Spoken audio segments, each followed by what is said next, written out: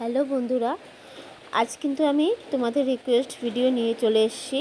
তোমরা ভিডিওটা কেউ স্কিপ করো না। এর আগের হেয়ারস্টাইলের ভিডিওগুলোতে আমাকে তোমরা সবাই অনেক অনেক ভালোবাসা দিয়েছো, আর অনেকেই কিন্তু কমেন্ট করেছো দিদি সামনে যেহেতু পুজো, তাই পুজোর কিছু স্পেশাল হেয়ারস্টাইল তুমি আমাদেরকে দেখাও।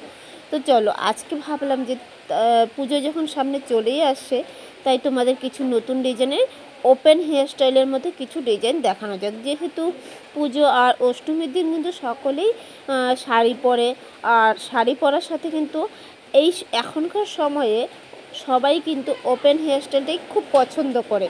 আর ওপেন হেয়ারস্টাইলের মধ্যে যদি তোমাদের একটু ডিজাইন হয়ে যায়, তাহলে কিন্তু সকলেরই মনটা আরও অনেক অনেক বেশি ভালো হয়ে যায়।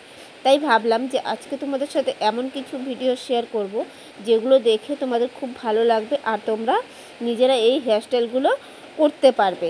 আর অষ্টমী পুজোর দিন কিন্তু এই হেয়ারস্টাইলগুলো খুব ভালো লাগবে। তো চলো, তোমরা সবাই ভিডিওগুলো স্কিপ না করে পুরোটা দেখে নাও। আমি এখানে কিন্তু 4টা ওপেন হেয়ারস্টাইল ভিডিও তোমাদের সাথে আজকে শেয়ার করছি, আর চারটা ভিডিওই কিন্তু খুব সুন্দর।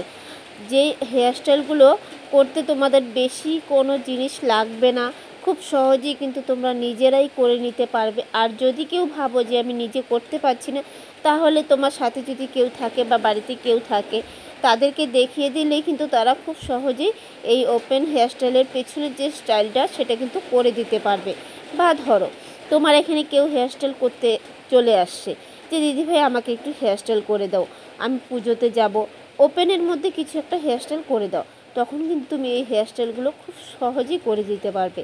আর যাদের করে দেবে তারা কিন্তু তোমাকে অনেক অনেক থ্যাঙ্কসও বলবে, কারণ এই রকম হেয়ারস্টাইল কিন্তু সকলেই পছন্দ করবে। কারণ পেছনটাতে একটু ডিজাইন হবে, আবার চুলটা খোলাও থাকবে।